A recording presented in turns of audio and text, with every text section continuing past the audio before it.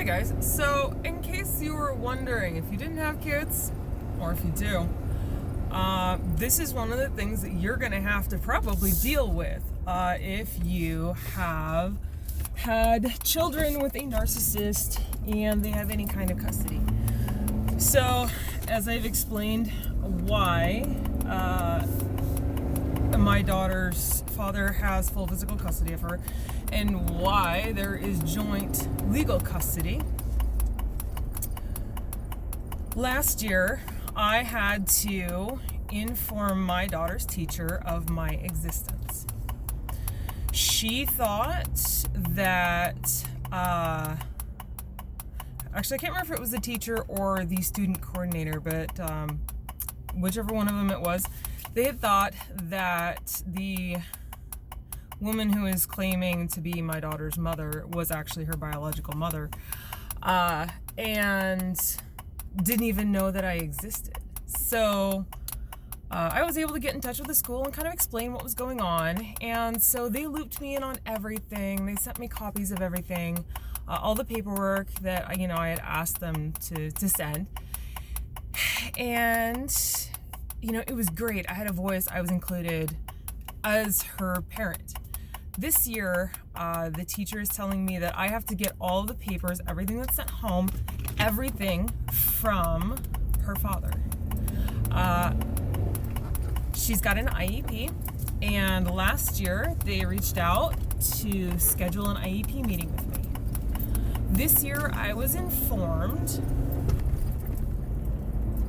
that the IEP meeting had been scheduled and that we all need to do it together, and that I can't do one separately, apparently, because everybody needs to be sitting in on it.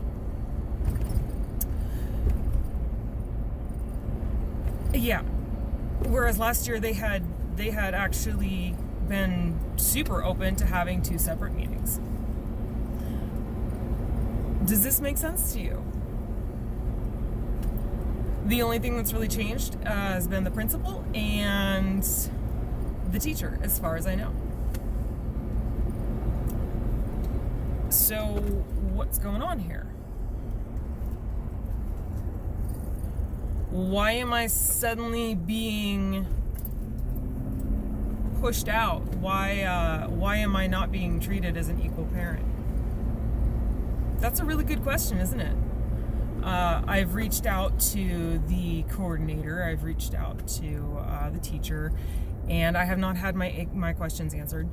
I've not received any sort of answer, really, or any kind of consideration.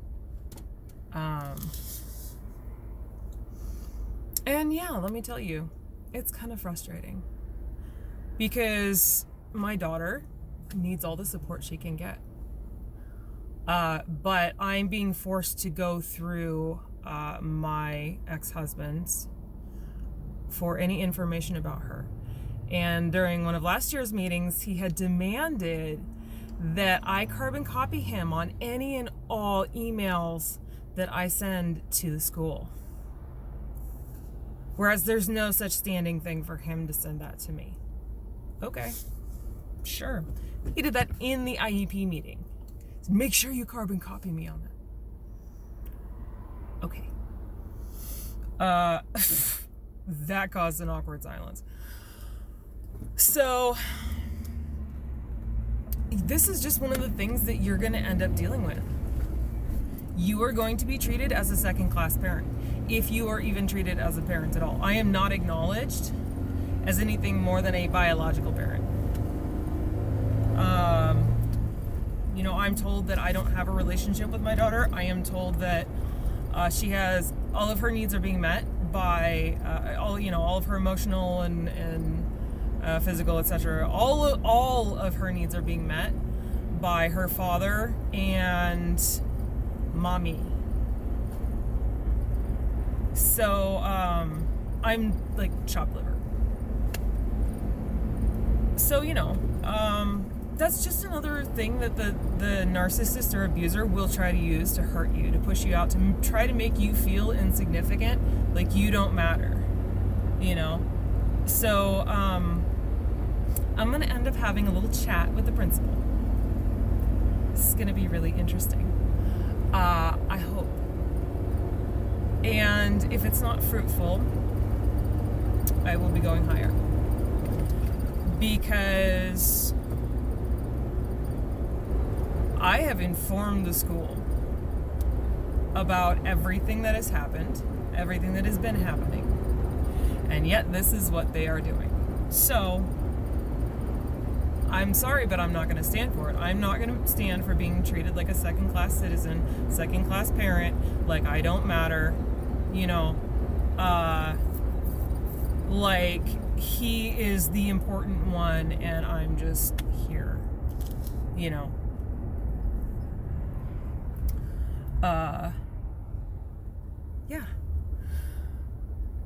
So, I am really doing my best to not come across like a jackass, but you gotta be a little bit pushy. Start low, and when you don't get your concerns or issues or whatever it is, questions addressed, you have to escalate. But you have to be really careful too about how you do that so that you don't alienate the people who you're trying to work with. It's just tough when you're already playing from your back foot, as it were, because the other parent has established themselves as the parent, and you're not really important, and they're it. Yeah. So, am I a little bit salty about that? Yeah, maybe a little bit. So, okay, people, what are we doing here? Come on. Why are we? Why? That's my questions. Why? So, to give you a little context, I got the email from the teacher that, in fact, no, we cannot schedule a separate conference because both her father and I need to be in the same conference for the IEP in order for everybody to work together. I got that email about 20 minutes ago, or before I started the video. So yeah, I'm a little,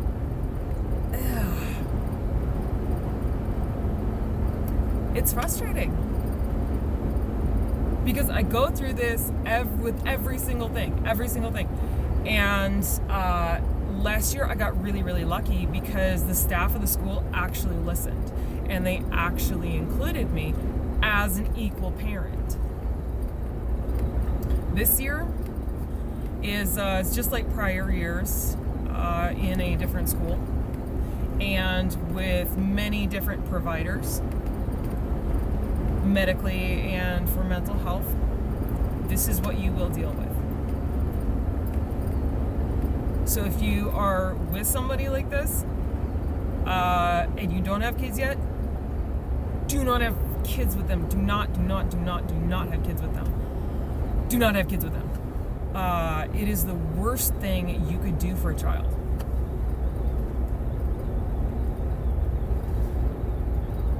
And the worst thing, arguably, probably, that you could do for your own mental health.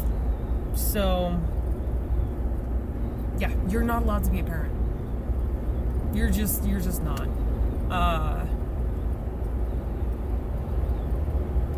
Am I steamed up about it? Yeah, absolutely, I am.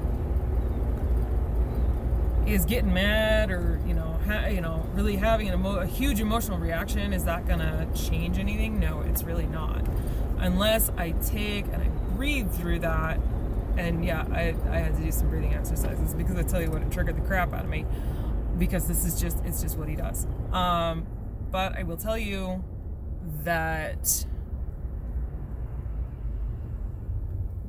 I reached out to my friends and I'm like, hey, this is what's going on. All I have to do is send screenshots because most of the people who are close to me know what's going on. All it requires is just a screenshot. And So I'm like, okay, I'm not holding this alone right now. So that, like, people know what's going on. Like, you know, I'm not alone in it. That's huge. Okay? That's huge. Have a support system. You know? I know that my friends, not alone, are going to read it immediately. That's fine. It is what it is. But somebody's going to see it. And, you know, there's going to be discussion. So I'm not bottling it up. You know, I'm not stewing about it, but I'm also not going, oh, poor me. I'm just going, look at this. Would you just look at this? Just look at it. Just look at it. You know? Like, do you believe this? Like, come on. So, in some ways, it just helps me get through the initial emotional.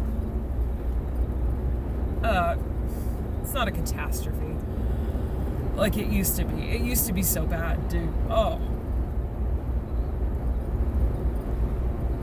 it's just the way that they did get you. You know? And you'd look at this isolated thing and you'd go, oh, that's not really that big of a deal. Why are you getting worked up about it? But that's the thing. It's not an isolated thing. It is part of a larger pattern of behavior. It's part of a huge pattern of stuff like this.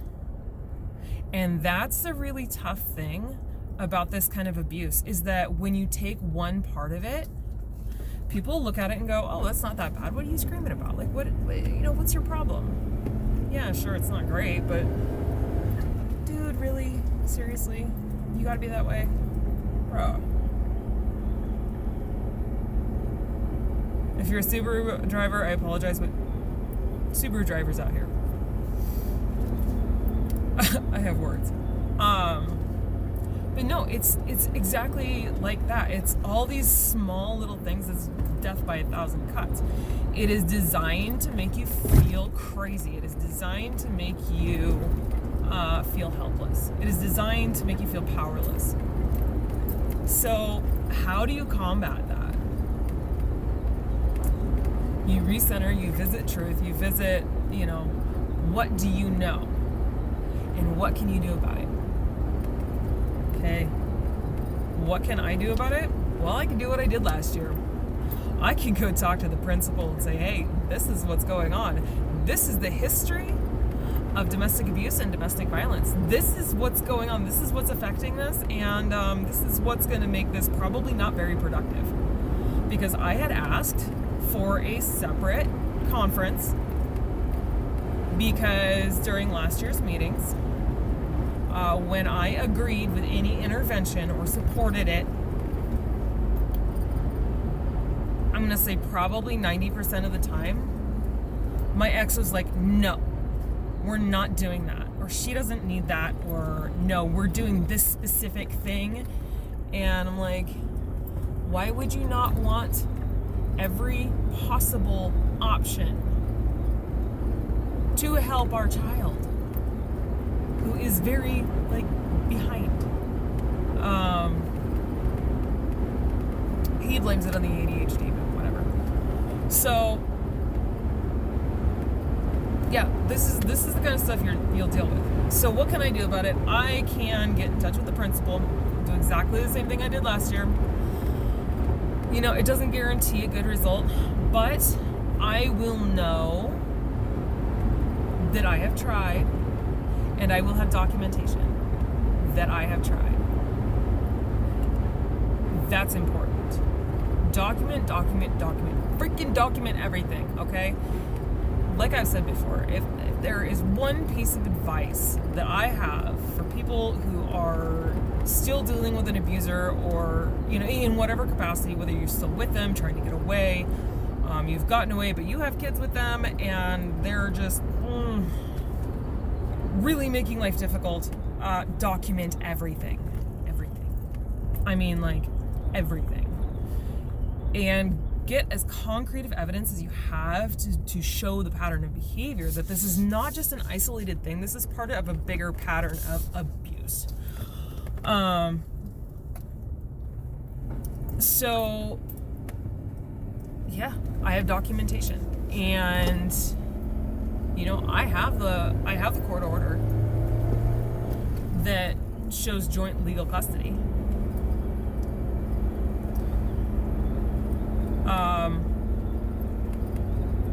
I have documentation of the abuse that happened. And, if the principal doesn't want to help me, okay, I have documentation that I tried to go to them and talk to them about it, and that they didn't want to. So what do? I go above that. Okay? There are a lot of layers when it comes to accountability in school systems. Ask me how I know. I'm a child development major.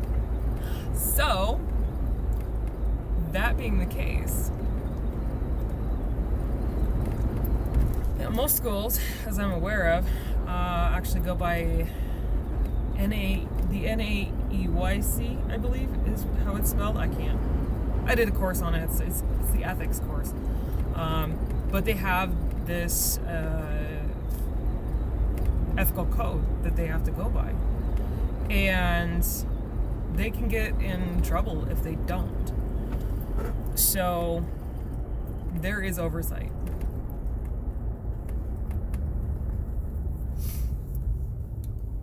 So am I feeling frustrated? Yeah. I don't want to have to deal with this crap. I just want to be able to be a parent, right?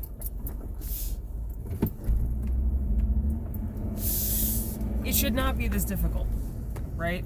The other parent should not make it this difficult. Because guess what? You know what? I love and care about my kiddo. And, I mean,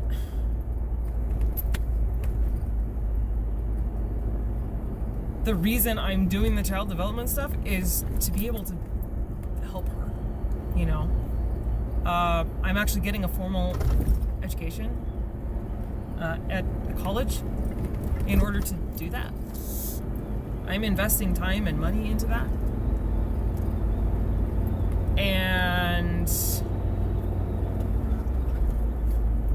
yet I am treated as though I have nothing to offer. Okay, if that's the way that the other parent wants to be, then that says a lot more about them and their priorities than it says about me. Unfortunately, the one to really suffer from it is the child.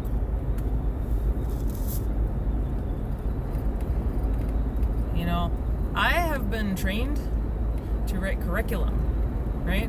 And not just for neurotypical kids in typical situations, but for kids with special needs, kids with IEPs.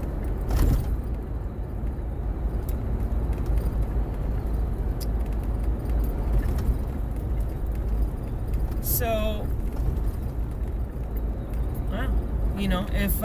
if her father wants to deprive her of that and say that all of her needs are being met when, given how she's struggling in school and not really advancing much, you tell me. So yeah, the frustration is definitely real because I want to be able to help my child and support her. I want to be able to help her get to the point where she needs to be in her education. But I can only do what I can do from where I'm at. And what that means for me is getting in touch with the principal, saying, hey,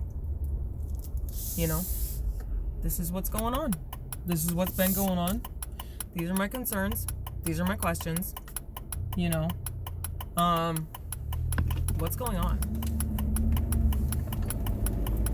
Why are these questions not being answered? Why am I You know, why am I not being included in these conversations?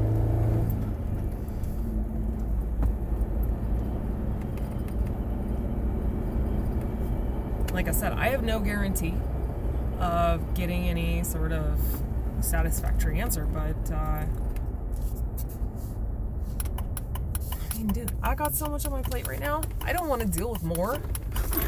That's probably the most frustrating part, right? Is I'm already doing so much with work and school right now that, you know, I'm kind of surprised my brains aren't leaking out my ears. But to deal with this on top of it, it's just like, oh, it's just, are you serious, you know? It's almost like there's this giant cosmic joke being played on you, you know, but ultimately, you know, it's really just the abuser doing what they do, trying to get in the way. So anyway, that's what it's like having a child with somebody like this when they have primary physical custody. I've got a plan on how I'm going to deal with it. Yeah, it's freaking grr. But, you know, what can I do? I can only do what I can do, and I've got my path forward, so I'm just going to have to kind of goose for a little bit and then go deal with it, because that's all I can do.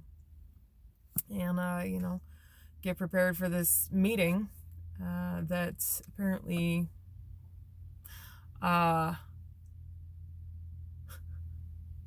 is being totally dictated by my ex. So anyway, guys, have a great night.